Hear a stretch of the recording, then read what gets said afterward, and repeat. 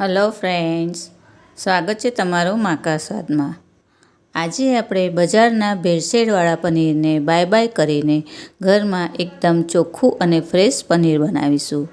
Recipe પસંદ પડે તો ચેનલને સબસ્ક્રાઈબ કરવાનું બિલકુલ ભૂલતા નહીં અને બાજુમાં રહેલા બેલ આઇકનને પણ જરૂરથી પ્રેસ કરજો, જેથી તમને મારા નવા વિડીયોની નોટિફિકેશન મળતી રહે। બનાવવા માટે મેં ગેસ ચાલુ કરી આવી રીતે ઊંડું આવું જાડા તળિયાવાળું વાસણ મૂકી દીધું છે અને એવું જ લેવાનું।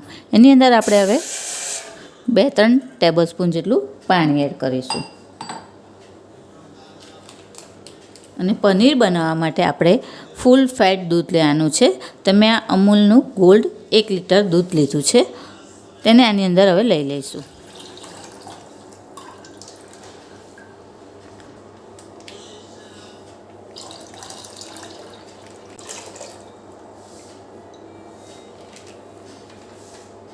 હવે ગેસની ફ્લેમ આપણે ફાસ્ટ કરી દેવાની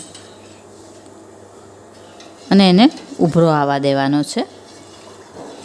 એક વખત આવી રીતે વચ્ચે હલાવી દેવાનું। હવે આવી રીતે આપણું દૂધ ઉભરાવા આવે ત્યારે ગેસની ફ્લેમ આપણે થોડી સ્લો કરી દેવાની અને એને આવી રીતે 2 કે 3 મિનિટ માટે હલાવવાનું।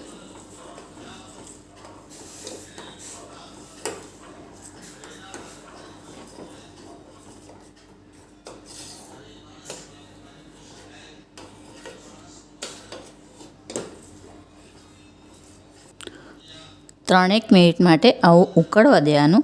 પછી ગેસની ફ્લેમ થોડીક ફાસ્ટ કરીને આવી રીતે ઉભરો આવે એટલે ગેસની ફ્લેમ બંધ કરી દેવાની અને અડધી મિનિટ માટે એને હલાયા કરવાનું। દૂધને ફાડવા માટે એક બાઉલની અંદર આપણે 1 ટેબલ સ્પૂન જેટલું વિનેગર લઈશું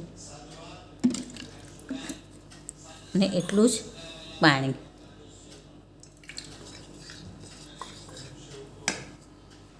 હવે 1 મિનિટ પછી આપણે આજુબાજુથી આ બધું જ મલાઈને બધું લઈ લેવાનું છે અને એને એક વખત આવી રીતે હલાવી લેવાનું। એકદમ ઉકળતા દૂધની અંદર આપણે વિનેગર નહીં નાખવાનું, નહીંતર પનીર તો થશે પણ થોડુંક ચવળ થઈ જશે, એકદમ સોફ્ટ નહીં થાય। એટલે આવી રીતે એને બીજી અડધી મિનિટ થોડુંક હલાવવાનું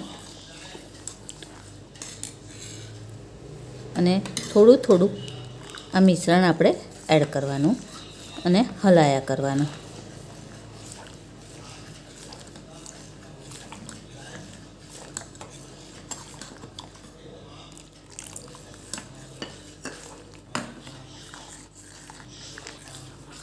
જો પનીર આપણું દૂધ સરસ આપણું ફાટી ગયું છે અને પાણી પણ આપણું આવું જો એકદમ થોડું ગ્રીન કલર જેવું થાય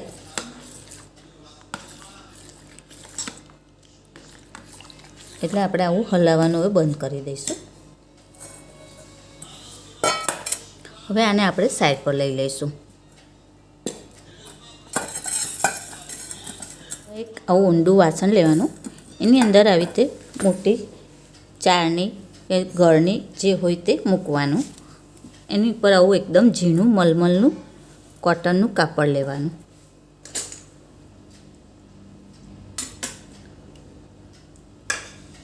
એની અંદર હવે આપણે લઈ લઈશું।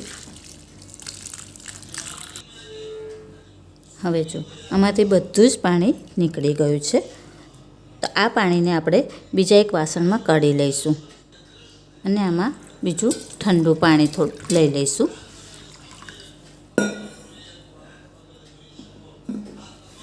હવે આ પનીરવાળી પોટલીને આની અંદર બોળી રાખવાનું, જેથી વિનેગરનો જે ભાગ ખટાશવાળો હશે તે નીકળી જશે અને આ પનીર પણ આપણું થોડું ઠંડુ થશે। આવી રીતે બોળીને જેટલું થાય એટલું પાણી કાઢી લેવાનું છે।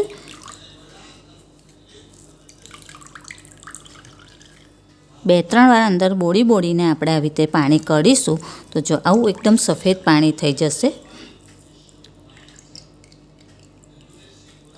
હવે બહુ જ એકદમ દબાવીને આપણે એનું પાણી નથી કાઢવાનું, નહીં તો આપણું પનીર એકદમ ડ્રાય થઈ જશે. એક થાળી લેવાની, એની ઉપર હવે બીજી એક ડીશ મૂકવાની અને આ પનીરવાળી પોટલી એની પર મૂકી દેવાની.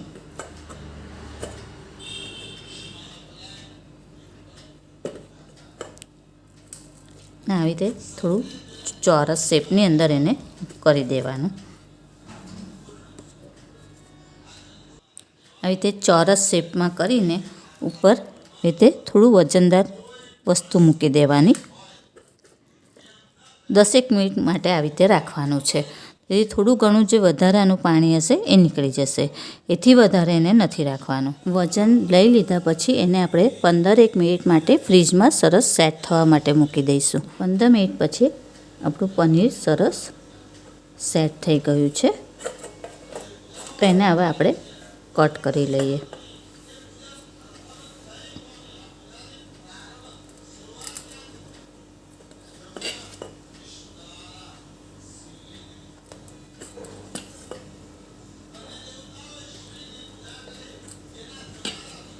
તૈયાર છે આપણું બજાર કરતાં એકદમ સોફ્ટ અને ચોખ્ખું પનીર.